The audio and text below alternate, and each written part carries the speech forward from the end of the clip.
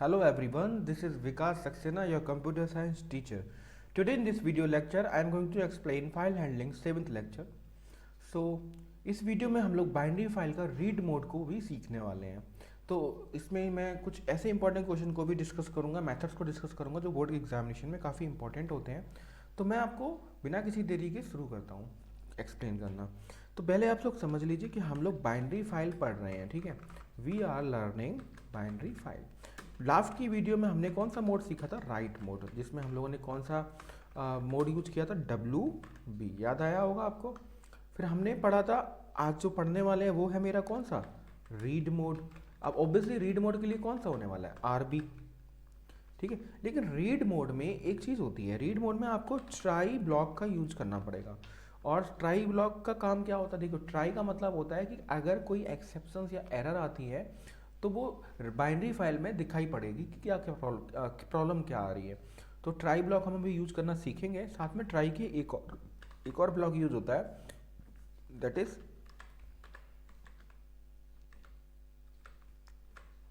Accept UF error, ठीक है। ये दोनों चीज़ें यूज होंगी। और हम एक्सेप्ट का यूज तब करते हैं जब मेरी पूरी की पूरी फाइल 1 to लास्ट तक रीड हो जाती है और उसको कुछ रीड करने को नहीं मिलता, तो ही ये जनरेट होती है। और अदरवाइज कोई एक एरर एक्सेप्शन आती तो वो ही जनरेट होती है। तो बिना किसी देरी के हम लोग कोडिंग के थ्रू शुरू करेंगे समझना। ओके, एक चीज़ मैं आपको और दिखा देता हूँ। आप लोगों ने प्रीवियस वीडियो में जैसे आपने देखा हुआ यहाँ पे कुछ फाइल्स बनाई हैं। मैंने ये वाली फाइल इम्प्लॉय टू लाफ्ट बनाई थी, आपको याद अगर हो। मैं इसको रीड करने की कोशिश फिर से करता हूँ, शायद मुझे अब आ जाए समझ में, लेकिन अभी भी नहीं आ रही। आप देख पा रहे हैं बाइनरी फाइल ह्यूमन रीडेबल नहीं है और ये हमने राइट मोड के थ्रू क्रिएट किया था। तो अब हम इस फाइल को रीड करने वाले हैं प्रॉपर मेथड से। तो राइट मोड हमने क्लियर कर लिया। तो आज हम लोगों का काम क्या है? To read a binary file. अब हम लोगों का टारगेट क्लियर हो गया। सेम मॉड्यूल को इंपोर्ट कराना पड़ेगा, that is pickle module. Pickle module के बाद हमें एक फाइल ऑब्जेक्ट लेना पड़ेगा, जो कि हम लोग हमेशा फिर लेते हैं, फैच या फिर कुछ भी ले सकते हो आप लोग। फिर यहाँ पे मैंने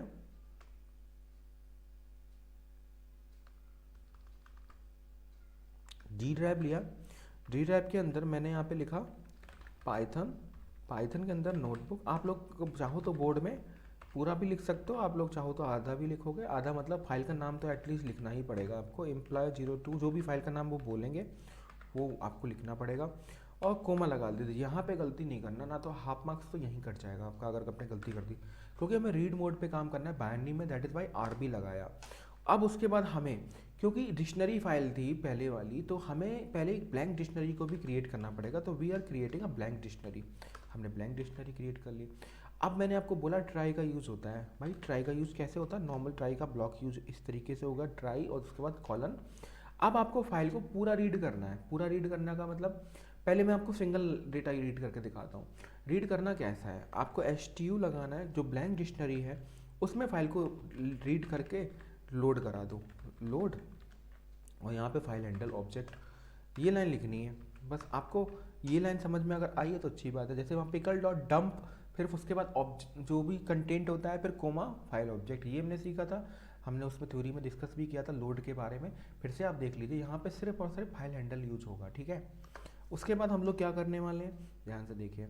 अब हम लोग क्या करेंगे, सीधा इसको प्रिंट कराएंगे। जैसे ही मैंने प्रिंट कराया, काम हो गया मेरा। मैं यहाँ पे क्या करूँगा, एक्सेप्ट लगाऊंगा, एक्सेप्ट। उसके बाद EOF एरर। ओके, एरर के बाद यहाँ पे मैं यहाँ पे प्रिंट लिखूंगा। प्रिंट क्यों लिखूंगा? मैं फाइल को क्लोज करा देता हूँ सीधा। एक्सेप्ट के बाद फाइल क्लोज हो जाए तो मैं फाइल को क्लोज कैसे कराऊंगा? FS dot close. जैसे मैंने रीड कराया, आप देख पा रहे हो कि मैंने इस ट्राई और एक्सेप्ट ब्लॉक का यूज़ कराया है। ध्यान से आप देख पा रहे हो कि ये है मेरा ट्राई का ब्लॉक, ये मेरा एक्सेप्ट का ब्लॉक। बस आपको ये लाइन दिमाग में रखनी है रीडिंग के टाइम पे। ट्राई में आपको कंटेंट लिखना है, मेन कोडिंग। उसके बाद एक्सेप्ट में आप फाइल को डायरेक्टली क्लोज कर सकते हो, नो इशू। आप देख पा रहे हो कि आपने डेटा तो रीड कर लिया, लेकिन सिर्फ सिंगल डेटा रीड किया। Now I want you to read the whole data. For that you are going to use the while loop, while true, okay। with the help of while loop मैं क्या करने वाला हूँ, कुछ इस तरीके से मैंने वाइल का ब्लॉक क्रिएट कर लिया, while true STU and then after. अगर मैं इसको रन कराऊंगा तो क्या होगा, you can see on the screen all the data has और can be read by us. हम डेटा को रीड कर सकते हैं। तो आपको यहाँ पे क्लियर हो गया होगा कि रीडिंग करना भी डिफ़िकल्ट टास्क नहीं है, बस आपको ट्राई का और एक्सेप्ट का ध्यान रखना है कि भाई इन दोनों का यूज करना पड़ेगा। उसके बाद वाइल का ट्रू लगाया, ब्लैंक डिक्शनरी में हमने उसको रीड करा दिया और प्रिंट करा दिया, बस इतना करना था आपको। तो आई बिलीव आपको बाइनरी फाइल भी क्लियर हो गई राइट। अब एक कॉन्सेप्ट मैं आपको बताना चाह रहा हूँ कि बाइनरी फाइल में ट्राई और एक्सेप्ट अगर ना लगाना चाहें, मतलब अगर कोई ऐसा सिचुएशन बने कि हम नहीं चाह रहे हैं कि फाइल को हम लोग इस तरीके से रीड करें, हम लोग कौन सा और दूसरा मेथड है वो हम लोग यूज़ कर सकते हैं। तो मैं इसको पहले डिलीट करके दूसरा मेथड बताता हूँ आपको। वापस से कुछ लाइन तो पहले से सेम ही रहती है, that is import pickle. Binary file के लिए इम्पोर्ट कराना जरूरी है, लेकिन फाइल ऑब्जेक्ट जो है वो विथ के थ्रू बनाया जाएगा, विथ। उसके बाद आपको फाइल का जो भी विथ के बाद ओपन लगाएंगे, उसके बाद फाइल का जो भी आपका पाथ है, जैसे मेरा डी ड्राइव है, डी ड्राइव के बाद मेरा पाइथन है, पाइथन के बाद मेरा नोटबुक है, ठीक है, नोटबुक के बाद मेरा है आपका emp02.dat। ये मैंने किया, डॉट लगाया, RB लगाया। उसके बाद मैंने यहाँ पे क्या कर दिया, एज FH। ये मैंने यहाँ पे इस तरीके से लिखा, याद रखिए FH के बाद कॉलन लगा हुआ है, ठीक है। अब मैं यहाँ पे क्या करूँगा, क्योंकि मुझे पूरी की पूरी फाइल को ही रीड करना है, फॉर दैट मैं लगाऊंगा पहले वाइल का लूप। वाइल का लूप लगाया और वाइल को करा दिया ट्रू। अब मैं क्या करूँगा, देखो ब्लैंक डिक्शनरी मुझे बनाना यहाँ भी ज़रूरी पड़ेगा, पहले मैं ब्लैंक डिक्शनरी बना देता हूँ स्टूडेंट। अब मैं वाइल के लूप के अंदर स्टूडेंट के थ्रू फाइल को रीड करूँगा, STU। तो पिकल, अभी आपको समझ में आ जाएगा कि मैं इसको यूज क्यों कर रहा हूँ, पिकल डॉट लोड, लोड में मैंने क्या कर दिया FH, और प्रिंट करा दूंगा, प्रिंट ना ट्राई ना एक्सेप्ट, विथ के थ्रू काम हो गया। ओके, जैसे मैं रीड कराऊंगा आप देख सकते हो पूरी की पूरी फाइल मेरी क्या हो गई, रीड हो गई। हालांकि एक एरर आएगी, क्योंकि जब पूरी की पूरी फाइल आप रीड कराते हो वाइल के थ्रू, तो लास्ट में उसको कुछ रीड करने को नहीं मिल रहा वाइल के वजह से, इस वजह से एरर आ रही। अगर आप लोग वाइल का लूप यहाँ से डिलीट कर दोगे, मतलब Ctrl+X से डिलीट कर दो, फिर मैं रन कराऊंगा, तब आपको कुछ अच्छा ये तो एडेंट की प्रॉब्लम आ रही है,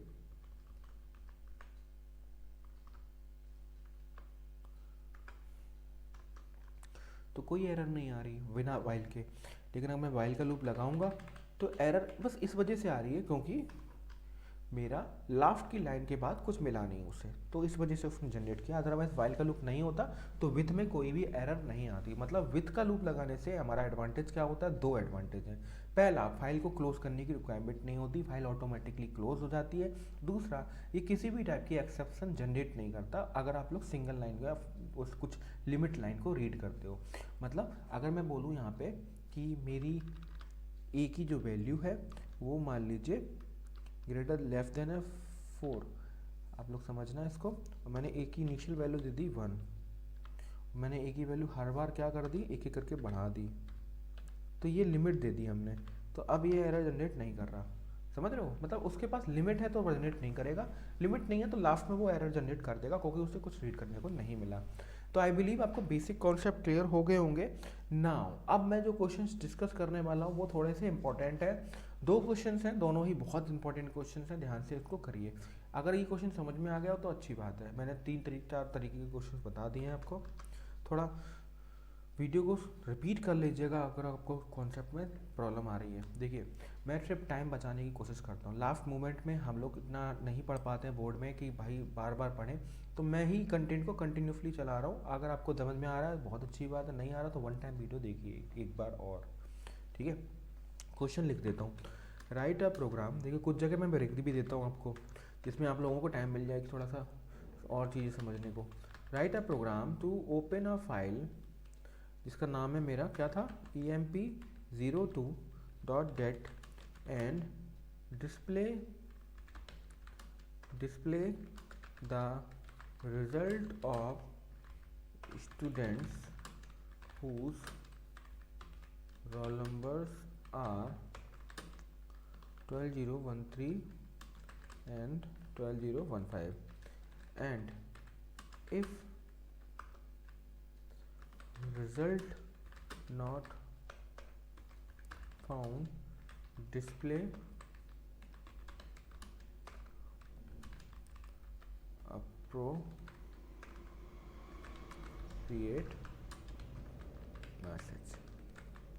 ठीक है, तो यहाँ पे मैंने क्या बोला कि भाई देखो ये क्वेश्चन आते हैं किस तरीके से आते हैं, आपको बोला जाएगा कि बाइनरी फाइल में ये पर्टिकुलर डेटा निकाल के दिखाओ, नहीं मिले तो एक पर्टिकुलर मैसेज कराओ जिसमें डेटा ना मिले, मतलब दोनों चीज़ें दिखानी है, मिल जाए तो ठीक, नहीं मिल जाए तो प्रॉपर मैसेज। क्वेश्चन आपके ऐसे बने हैं, मैंने अपने लैंग्वेज में बनाया क्वेश्चन ताकि ईजी लगे समझने में। अब बात करते हैं क्वेश्चन को सॉल्यूशन कैसे देंगे। देखो सीधी बात है, मेरा पास डेटा था, मुझे इन दोनों बच्चों का रिजल्ट निकालना है या डेटा निकालना है जिनके रोल नंबर्स ये हैं दोनों, बाइनरी फाइल के थ्रू करना है, तो कोई डिफ़िकल्ट टास्क नहीं है, ध्यान से बस सुनिएगा। बात क्या है, इंपोर्ट कराने की, इंपोर्ट मैंने करा लिया, इंपोर्ट पिकल। उसके बाद मैंने फाइल ऑब्जेक्ट यूज किया, फाइल ऑब्जेक्ट ओपन। उसके बाद मैंने यहाँ लिखा डी ड्राइव, डी ड्राइव के अंदर मेरा फोल्डर का नाम है पाइथन, उसके बाद है मेरा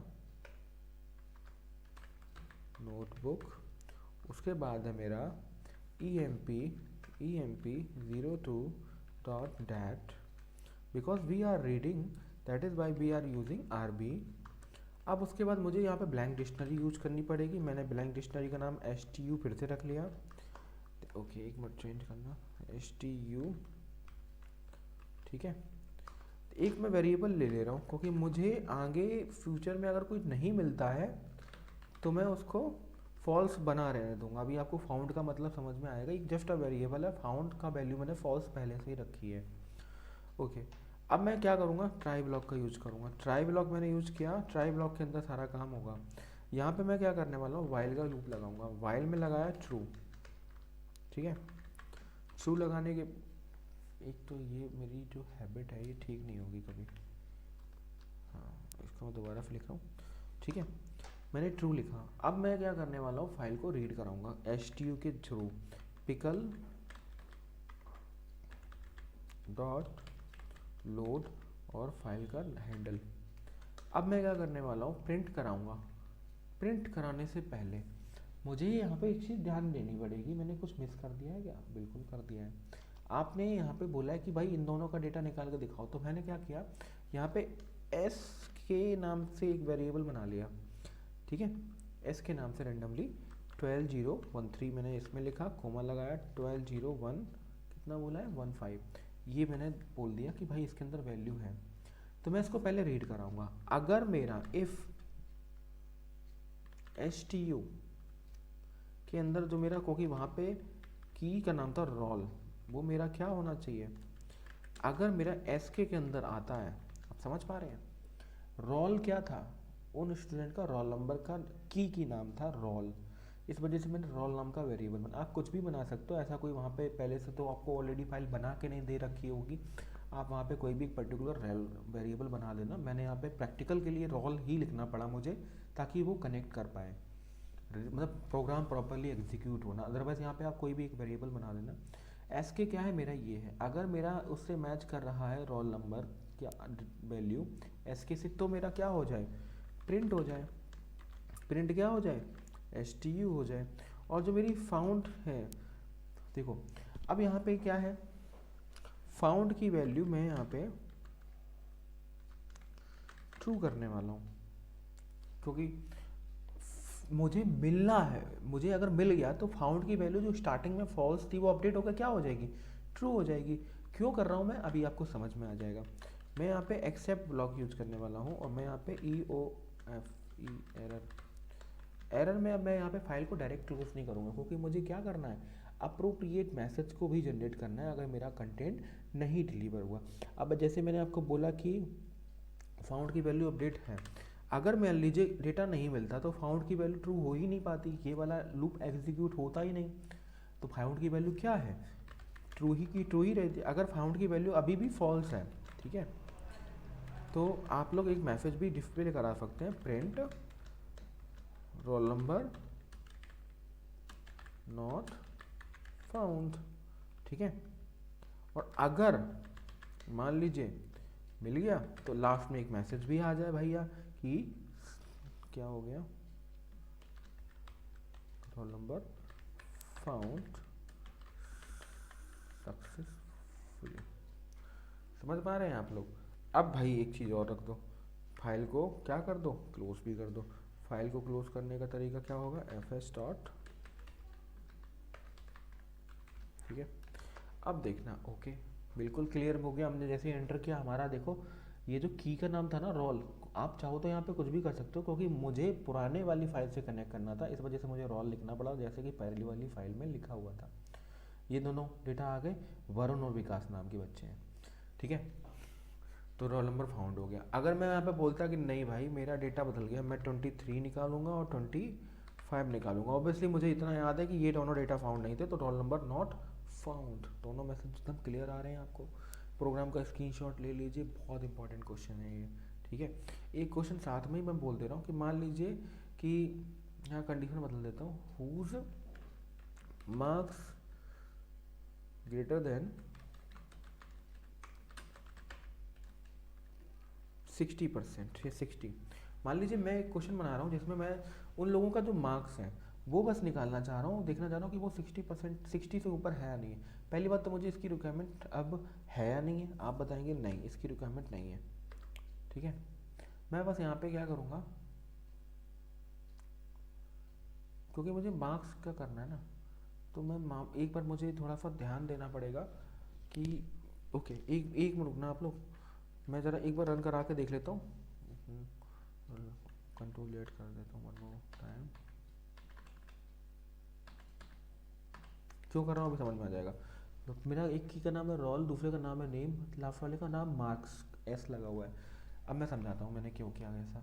मैं इसको हटा दे रहा हूँ और यहाँ पे मैं कंडीशन दिखा देता हूँ वापस से, हुज मार्क्स कैपिटल में था, मार्क्स इज ग्रेटर देन 80 कर देते हैं, 80 के ऊपर मुझे दिख रहे हैं 2-3, तो 80 लिख दिया। If result not found display appropriate matches. तो बस मुझे यहाँ पे पहली बात तो पर्टिकुलर चीज़ को ढूंढना नहीं है, तो पर्टिकुलर चीज़ को मुझे इंसर्ट भी नहीं कराना पड़ेगा एस के टाइप का कुछ। अब यहाँ पे मुझे यहाँ पे भी एस की रिक्वायरमेंट नहीं है, तो आपको चेंजेस पर छोटे छोटे से करने हैं। आपको रोल नंबर की जगह पे क्या करना पड़ेगा, कौन सी की लेना पड़ेगा, मार्क्स लेना पड़ेगा।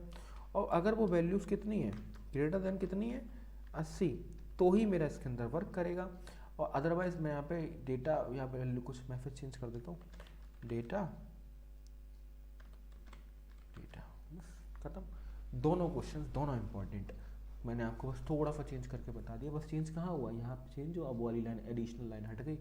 और जैसे ही मैं एंटर कराऊंगा, okay there are lots of students जिनके 80% से ऊपर थे, अगर मैं 85 कर दूँ तो ओके मैं 87 कर देता हूँ, अब सही रहेगा।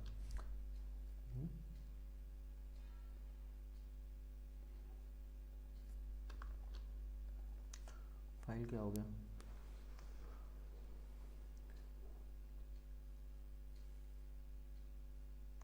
आई बिलीव फाइल रीड हो चुकी है, पूरा डेटा नहीं आया है, लेकिन दोबारा फिर वही सेम फाइल आ रही है, ठीक है। अगर मैं यहाँ पे 60 कर देता हूँ तब मेरा क्या आएगा, अच्छा तब 60 से तो सारे ही आ जाएंगे। 90 से करता हूँ, 90 से तो 90 से कुछ नहीं आया, 90 से मेरा कुछ नहीं आया क्योंकि 90 से ऊपर कोई है नहीं। लेकिन 87.0 से मैं करके देखता हूँ तो मेरा ओके हाँ आ तो रहे हैं, 87 पॉइंट सही तो आ रहा है, मैं पता नहीं क्या सोच रहा था। 88 लिखता हूँ, 88 से सही रहेगा। 88 से क्या करता हूँ, सिर्फ 2 ही का डेटा आया। तो आपको यहाँ पे क्लियर हो गया, दोनों टाइप के बाइनरी क्वेश्चंस मैंने बता दिए। आगे जो है आगे की लेक्चर्स में मैं थोड़ा और अच्छे क्वेश्चंस लेके आऊँगा। फिलहाल बेसिक कॉन्सेप्ट ऑफ रीडिंग और राइटिंग मैंने अभी डिस्कस कर लिया। अगले लेक्चर्स में मैं सीक और टेल मेथड को भी डिस्कस करूँगा, जो भी बाइनरी फाइल अभी थोड़ा सा बचा हुआ है, फिर उसके बाद CSV। तब तक देखते रहिए। अगर आपको कोई प्रॉब्लम है टेलीग्राम ग्रुप में ज्वाइन होइए और क्वेश्चन पूछिए, I will try to solve that question. Thank you everyone, have a nice day.